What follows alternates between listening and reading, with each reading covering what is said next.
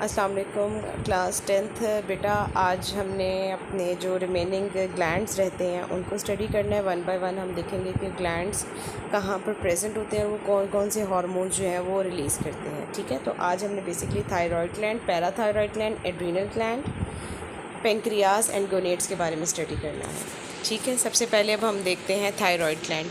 Thyroid gland जो है ये लार्जेस्ट ग्लैंड है ह्यूमन बॉडी के। ठीक हो गया। And they are present in the neck region below larynx. जहाँ पर आपका लेरिंग्स प्रेजेंट होता है उसके बिल्कुल नीचे नेक वाला जो रीजन है वहाँ पर ये थायराइड ग्लैंड जो है वो प्रेजेंट होते हैं। ठीक हो गया। अब ये जो थायराइड ग्लैंड है ये एक हार्मोन रिलीज़ करते हैं। That hormone is called as thyroxine. ठीक हो गया।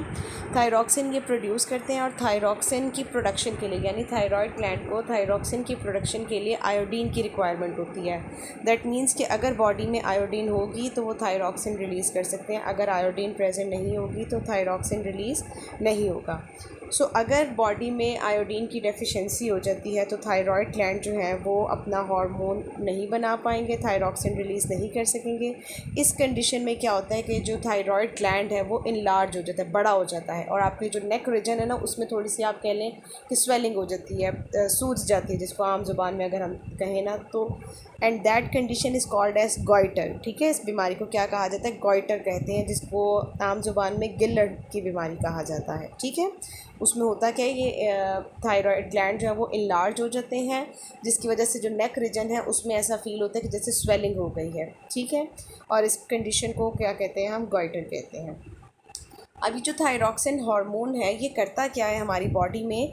ये हमारी जो फूड की ऑक्सीडेशन है यानी फूड की जो ब्रेकडाउन है, फूड का कन्वर्ट होना carbon dioxide and water and to produce energy, यानी जो फूड मॉलिक्यूल ब्रेकडाउन होकर कार्बन डाइऑक्साइड एंड वाटर में कन्वर्ट होते हैं और एनर्जी रिलीज़ करते हैं, वो किसकी हेल्प से करते हैं? थायरॉक्सिन से करते हैं। बेसिकली हमारी बॉडी में जितने भी मेटाबॉलिक रिएक्शन टेक प्लेस हो रहे हैं, जितने भी काम हो रहे हैं, उसमें हार्मोन्स का एक मेजर रोल होता है। हार्मोन्स रिक्वायर्ड होते हैं उन फंक्शंस को परफॉर्म करने के लिए। ठीक हो गया। तो ब्रेक डाउन ऑफ फूड, उसके लिए क्या होता है? थायरॉक्सिन हार्मोन रिक्वायर्ड होता है। ठीक हो गया। इसके अलावा ये हमारी बॉडी की जो ग्रोथ है उसमें भी क्या करते हैं? हेल्प आउट करते हैं थायरॉक्सिन हार्मोन। अब अगर इस हार्मोन की प्रोडक्शन यानी नॉर्मल अमाउंट से कम हो, अब मैंने आपको पहले भी बताया था कि हार्मोन की जो है उसकी कह लें कि आप प्रोडक्शन से, ओवर प्रोडक्शन से या अंडर प्रोडक्शन से कोई ना कोई डिजीज़ कॉज होती है। सो अगर थायरॉक्सिन हार्मोन की क्या हो, अंडर प्रोडक्शन हो यानी नॉर्मल अमाउंट से कम अमाउंट में थायरॉक्सिन हार्मोन रिलीज़ हो, तो उस कंडीशन को क्या बोलते हैं? हम हाइपोथायरॉयडिज्म कहते हैं। ठीक हो गया। और इस हाइपोथायरॉयडिज्म में होता क्या है कि बॉडी के जो एनर्जी प्रोडक्शन है वो कम हो जाती है। ऑब्वियसली फूड की ब्रेकडाउन नहीं होगी, एनर्जी प्रोड्यूस नहीं होगी, तो ऑटोमेटिकली बॉडी की जो एनर्जी प्रोडक्शन है वो कम हो जाएगी और उसके रिज़ल्ट में जो हार्ट बीट है वो स्लो डाउन हो जाती है। जैसे हमारा नॉर्मल जो एवरेज हार्ट बीट है वो है almost 72, it is average number. ठीक है, इससे कम भी अगर होती है ना 64, 65, 69, 60s की लाइन में भी आ रही है, इट डजेंट मीन कि आपकी हार्ट बीट लो है। ये बेसिकली जो नंबर्स होते हैं ना वो एवरेज होते हैं। ठीक हो गया। सो 72 एक नॉर्मल हार्ट बीट होती है, तो उससे भी क्या होता है, ये कम हार्ट बीट आना स्टार्ट हो जाती है, लो हार्ट बीट हो जाती है, हार्ट बीट जो है वो स्लो डाउन हो जाती है। ठीक हो गया। अच्छा जी, नेक्स्ट अब हमारे पास कंडीशन आ जाती है हाइपरथायरॉयडिज्म। हाइपरथायरॉयडिज्म में क्या होता है कि जो थायरॉक्सिन हार्मोन है इसकी ओवर प्रोडक्शन हो जाती है यानी नॉर्मल अमाउंट से ज़्यादा अमाउंट में ये रिलीज़ हो जाता है। ठीक है, इसके सिम्टम्स में क्या होता है कि एनर्जी प्रोडक्शन इंक्रीज़ हो जाता है। ऑब्वियसली जब थायरॉक्सिन हार्मोन की अमाउंट ज़्यादा हो जाएगी तो वो मैक्सिमम यानी रिक्वायर्ड अमाउंट से भी ज़्यादा फूड के जो मॉलिक्यूल्स हैं उसको ब्रेक डाउन कर देगा। ब्रेक डाउन करेगा तो ओवर प्रोडक्शन हो जाएगी एनर्जी की। उसके रिज़ल्ट में कंपैरिजन में क्या होगा? हार्ट बीट जो है वो भी इंक्रीज़ हो जाएगी। उसके अलावा फ्रीक्वेंट स्वेटिंग होगी, बहुत ज़्यादा पसीना आएगा और शिवरिंग ऑफ हैंड्स, हाथ जो है वो कांपना स्टार्ट हो जाएंगे। ठीक है। अच्छा जी, इसके अलावा ये सब तो हो गया थायरॉक्सिन हार्मोन के बारे में। नेक्स्ट हमारे पास जो हार्मोन आ जाता है that is calcitonin. Thyroid gland जो है वो कैल्सीटोनिन को भी रिलीज़ करता है। कैल्सीटोनिन जो है वो थायराइड ग्लैंड का हार्मोन है और इसका फंक्शन क्या होता है कि ये हमारे ब्लड में जो कैल्शियम का लेवल है उसको कम करता है। किस तरह से कम करता है?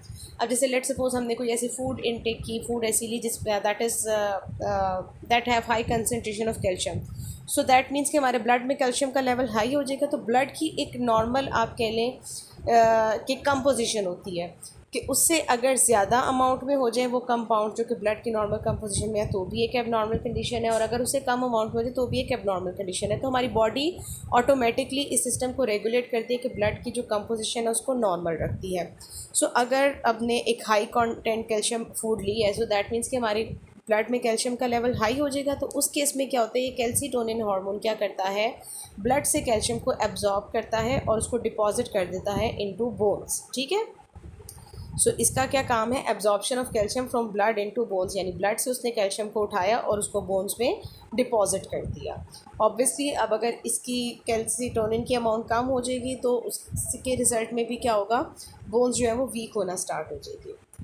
अच्छा, नेक्स्ट हमारे पास आ जाता है पैराथायरॉयड ग्लैंड आ जाता है। पैराथायरॉयड ग्लैंड जो है ये 4 ग्लैंड्स है टोटल, जो है ना 4 ग्लैंड्स होते हैं, और ये जो है थायराइड ग्लैंड की पोस्टीरियर साइड पे, ठीक है, पोस्टीरियर जो आगे वाली साइड है पोस्टीरियर साइड पे प्रेजेंट होते हैं। अब ये हार्मोन रिलीज़ करते हैं जिसका नाम है पैराथ हार्मोन। ठीक है, पैराथ हार्मोन रिलीज़ करते हैं। इस पैराथ हार्मोन का फंक्शन क्या है कि it increases the level of calcium ion in blood, कि वो ब्लड में कैल्शियम आयन को क्या करता है, इंक्रीज़ करता है। अभी मैंने आपको बताया कि जो हार्मोन्स होते हैं हमारी ब्लड की एक नॉर्मल जो कंपोजिशन होती है उसको मेंटेन रखते हैं, यानी जिस अमाउंट में भी जो रिक्वायर्ड आइंस हैं, मॉलिक्यूल्स हैं जो चाहिए होते हैं उसको मेंटेन रखते हैं। सो अगर ब्लड का कैल्शियम लेवल डाउन होना स्टार्ट हो जाए तो उस वक्त क्या होता है कि नर्व इम्पल्स में प्रॉब्लम आना स्टार्ट हो जाती है। सो उस कैल्शियम लेवल को नॉर्मल रखने के लिए क्या करते हैं, ये जो हमारे पास पैराथ हार्मोन है ये ब्लड का जो कैल्शियम लेवल है वो उसको इंक्रीज़ करता है। अब वो किस तरह से इंक्रीज़ करेगा, लेट सपोज अगर हम ऐसी कोई फूड ही नहीं ले रहे जिसमें कैल्शियम प्रेजेंट है, सो अल्टीमेटली अब हमारे ब्लड का कैल्शियम लेवल तो नॉर्मल होना ही है, तो वो क्या करता है फिर बोन से वापस कैल्शियम को ब्लड में लाना स्टार्ट कर देता है। ठीक हो गया। सो बेसिकली आप कह सकते हैं कि कैल्सीटोनिन और पैराथ हार्मोन ये दोनों एक दूसरे के एंटागोनिस्टिक है। एंटागोनिस्टिक मीन्स ऑपोजिट है। जैसे कैल्सीटोनिन क्या कर रहा है, ब्लड से बोन में कैल्शियम लेके जा रहा है, तो पैराथ हार्मोन क्या करता है, बोन से ब्लड में कैल्शियम लेकर आता है। अगर हम लॉन्ग टाइम तक नहीं लेंगे कैल्शियम तो फिर क्या होगा, अल्टीमेटली हमारी बोन्स वीक होंगी, क्योंकि पैराथ हार्मोन ने तो अल्टीमेटली अपना काम करना ही है, उसने ब्लड में कैल्शियम का जो लेवल है उसको मेंटेन रखना ही रखना है। ठीक हो गया। अच्छा जी, अब इसके इफ़ेक्ट्स आपको यही बताए हुए हैं कि अगर इंक्रीज प्रोडक्शन हो जाए पैराथ हार्मोन की नॉर्मल से तो क्या होगा कि अल्टीमेटली ब्लड में जो है वो कैल्शियम लेवल इंक्रीज़ हो जाएगा, जिसकी रिज़ल्ट में क्या होगा, बोन्स जो है वो वीक हो जाएंगी, ब्रिटल हो जाएंगी। ठीक हो गया। और अगर इसकी डेफिशिएंसी हो जाए, पैराथ हार्मोन की डेफिशिएंसी हो जाए, यानी अपनी नॉर्मल अमाउंट से कम में अमाउंट में ये हार्मोन रिलीज़ हो, तो अल्टीमेटली क्या होगा, ब्लड का जो कैल्शियम लेवल है वो फॉल डाउन हो जाएगा और उसमें क्या होगा, टेटनी हो जाएगी। टेटनी क्या होगा, टेटनी डिजीज़ में क्या होता है, मसल जो है वो इफ़ेक्ट होते हैं। ठीक हो गया, मसल्स की जो है वो फंक्शनिंग जो है वो प्रॉपर्ली नहीं हो पाते। जैसे आप कह लें कि एकदम से ट्विचिंग ऑफ मसल्स होते हैं, एकदम से आपको खिंचाव महसूस होता है ना, उस किस्म के से आपके मसल्स हो जाएंगे। नेक्स्ट आ जाते हैं हमारे पास एड्रीनल ग्लैंड्स। एड्रीनल ग्लैंड्स जो हैं ये 2 एड्रीनल ग्लैंड्स हैं जो कि प्रेजेंट होते हैं अबव किडनीज़। किडनीज़ की जो बिल्कुल ऊपर वाली साइड होती है ना, वहाँ पर जो है ये प्रेजेंट होते हैं। जैसे अगर लेट सपोज कि आपके पास किडनी है तो किडनी के ऊपर इस तरह से दीज ग्लैंड्स आर प्रेजेंट। ठीक हो गया। अब ऑब्वियसली जैसे किडनी का आपने स्ट्रक्चर पढ़ा है उसी तरह से ही जो हमारे पास ग्लैंड है इसके भी 2 पार्ट्स होते हैं। आउटर पार्ट को हम कॉर्टेक्स कहते हैं और इनर पार्ट को हम मेड्यूला कहते हैं, और दोनों पार्ट अपने अपने हार्मोन जो है वो रिलीज़ करता है। एड्रीनल मेड्यूला जो है वो हमारे पास रिलीज़ करता है hormone that is called as epinephrine, या उसको एड्रीनालीन भी कहते हैं। ठीक हो गया। और ये जो हार्मोन है ये रिलीज़ होता है इन स्ट्रेस कंडीशन। स्ट्रेस कंडीशन कौन सी होती हैं, जिसमें आपकी बॉडी जो है प्रिपेयर नहीं होती। ठीक है, स्ट्रेस कंडीशन में रिलीज़ होता है इसको, और ये हमारी बॉडी को एमरजेंसी सिचुएशंस के लिए तैयार करता है। स्ट्रेस मीन्स कि एकदम से अचानक आपको कोई लाइक कह लें कि ऐसी कंडीशन फेस करनी पड़े जिसके लिए आपकी बॉडी तैयार नहीं है। जैसे आप कह लें कि फियर की कंडीशन हो सकती है, किसी चीज़ से एकदम से खौफ आना शुरू हो जाता है, डर लगना शुरू हो जाता है, तो उस तरह की कंडीशन में। ठीक हो गया। इसलिए इस हार्मोन को जो है वो हम इमरजेंसी हार्मोन भी कहते हैं। क्यों? क्योंकि हमारी बॉडी को इमरजेंसी सिचुएशन के लिए प्रिपेयर करता है। नेक्स्ट हम बात करें अगर इसकी हार्मोन की, that is called as adrenal cortex. Adrenal cortex जो है ये भी हार्मोन रिलीज़ करते हैं जिसको हम बोलते हैं कॉर्टिकोस्टेरॉइड्स। ठीक हो गया। अभी जो कॉर्टिकोस्टेरॉइड है ये हमारी बॉडी में सॉल्ट और वाटर का बैलेंस जो है वो मेंटेन करता है। अब बेसिकली अगर आप देखें ये जो दोनों हार्मोन्स हैं इन दोनों हार्मोन्स ये किडनी के पास प्रेजेंट है और दोनों फंक्शंस किडनी से एसोसिएटेड ही हैं। जैसे वाटर एंड सॉल्ट का बैलेंस भी मेंटेन करने वो कॉर्टिकोस्टेरॉइड हार्मोन रिलीज़ होता है और किडनी को हेल्प आउट करता है कि वो बॉडी में वाटर एंड सॉल्ट का बैलेंस मेंटेन रखे। इसी तरह से जो स्ट्रेस कंडीशन है, एमरजेंसी कंडीशन है, आपको याद होगा इसी चैप्टर के स्टार्ट में जब हम अपना नर्वस सिस्टम पढ़ रहे थे तो उसमें भी हमने स्ट्रेस कंडीशन पढ़ी थी, जिसमें हमने फाइट एंड फ्लाइट रिस्पॉन्सेस पढ़े थे। सो उसमें आपने ये फंक्शन पढ़ा था ऑलरेडी इसका, एड्रीनालीन का। ठीक हो गया ना। अच्छा, नेक्स्ट अब हमारे पास आ जाता है पेंक्रियाज। पेंक्रियाज की अगर हम बात करें तो पेंक्रियाज ये जो ऑर्गन है, बेसिकली ऑर्गन है, ये दो तरह के फंक्शन परफॉर्म करता है। इसका जो मेजर पार्ट है पेंक्रियाज का वो डक्टेड होता है, दैट मीन्स इसको एक्सोक्राइन ग्लैंड कहते हैं। आपको अगर अगेन अपना 9th क्लास वाला चैप्टर याद हो, डाइजेशन वाला, जब हम टॉपिक पढ़े थे तो उसमें आपने देखा था पेंक्रियाज जो है वो सिक्रीट करता है सिक्रीशंस स्मॉल इंटेस्टाइन में डायरेक्टली और हेल्प आउट करता है डाइजेशन में, लिपिड्स की डाइजेशन में वाया एमल्सिफिकेशन। ठीक है। सो वो डक्टेड पार्ट जो होता है वो क्या करता है, डाइजेस्टिव एंजाइम्स को रिलीज़ करता है इनटू स्मॉल इंटेस्टाइन। लेकिन इस पेंक्रियाज का कुछ पार्ट जो है वो डक्टलेस होता है, यानी कि एंडोक्राइन ग्लैंड उसको हम कहते हैं। अब वो क्या करता है, डायरेक्टली अपने हार्मोन जो है वो रिलीज़ करता है। पेंक्रियाज का वो पार्ट जो कि डायरेक्टली ब्लड में हार्मोन को रिलीज़ करते हैं उनको बोलते हैं हम आइलेट्स ऑफ लैंगरहैंस। ठीक है।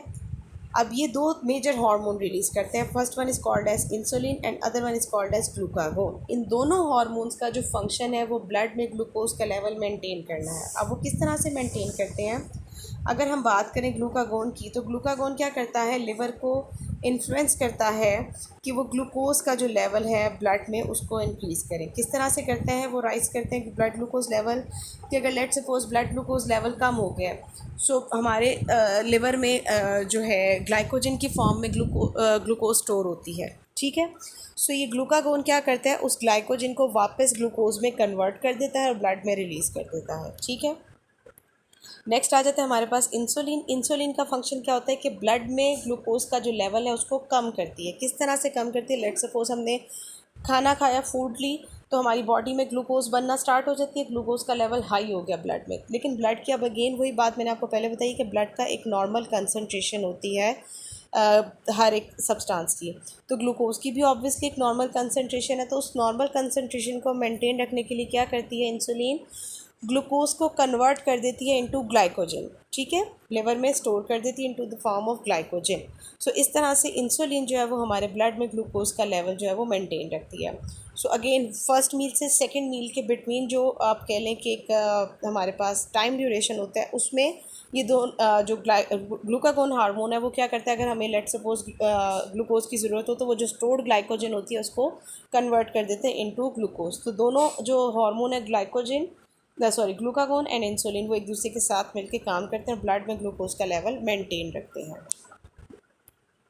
अब अगर किसी पर्सन में आप कह लें कि वो नॉर्मल क्वांटिटी में इंसुलिन जो है वो प्रोड्यूस नहीं कर पा रहा, ठीक है, सो उस कंडीशन में क्या होगा, ब्लड ग्लूकोज की जो कंसनट्रेशन है वो हाई रहना स्टार्ट हो जाएगी। तो ऐसी कंडीशन जिसमें ब्लड ग्लूकोज कंसनट्रेशन जो है वो हाई रहती है, that is called as diabetes. ठीक है, इसको डायबिटीज़ कहते हैं या आम ज़ुबान में इसको शुगर की बीमारी भी कहा जाता है। ठीक है।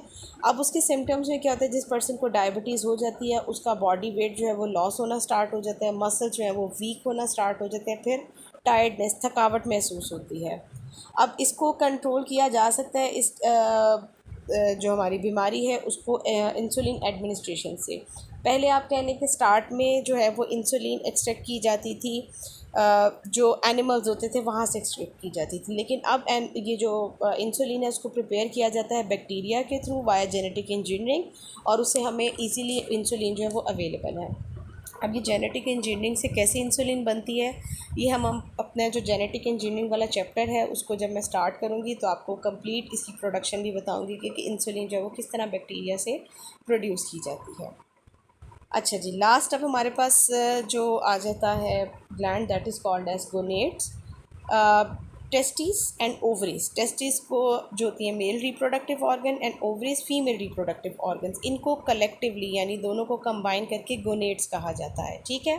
अब दोनों जो हैं they both are associated with the hormones, female hormones and male hormones. ठीक हो गया। सो टेस्टिस जो हार्मोन रिलीज़ करती हैं वो स्पेसिफिक मेल हार्मोन्स होती हैं और उसमें हमारे पास लाइक एक तो टेस्टिस का फंक्शन है गैमीट्स प्रोडक्शन का, स्पर्म प्रोडक्शन का, उसके अलावा वो हार्मोन्स भी रिलीज़ करती हैं, ठीक है। टेस्टिस हार्मोन रिलीज़ करती है, that is called as testosterone, ठीक है। टेस्टोस्टेरोन रिलीज़ करती हैं, जिसका फंक्शन क्या होता है कि ये जो मेल सेकेंडरी सेक्स करेक्टर्स होते हैं उसको ये डेवलप करते हैं। Just like growth of hair, पूरी बॉडी पे जो हेयर है वो ग्रो करना स्टार्ट हो जाते हैं, स्पेशली फेस पे मूंछें आना शुरू हो जाती हैं, दाढ़ी के बाल आना शुरू हो जाते हैं, इस तरह से। उसके अलावा कोर्सनेस ऑफ वॉइस के, आवाज़ का भारीपन, अगर आप देखें आपके घर में भी छोटे भाई होंगे तो वो जैसे जैसे बड़े होते हैं आहिस्ता आहिस्ता उनकी आवाज़ जो है वो भारी होना स्टार्ट हो जाती है, तो that is called as coarseness of voice. तो ये भी किसी की वजह से होता है, टेस्टोस्टेरोन हार्मोन की वजह से। और लास्ट हमारे पास आ जाते हैं फीमेल हार्मोन्स। ओवरीज जो है वो हार्मोन रिलीज़ करती हैं, that are called as estrogen and progesterone.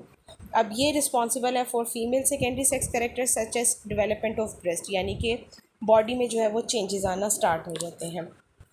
सो यहाँ पर हमारा जो एंडोक्राइन सिस्टम है वो कंप्लीट हो गया। अब इस चैप्टर के लास्ट 2 टॉपिक्स रह गए, वो इंशाल्लाह हम अपने नेक्स्ट लेक्चर में कवर करेंगे।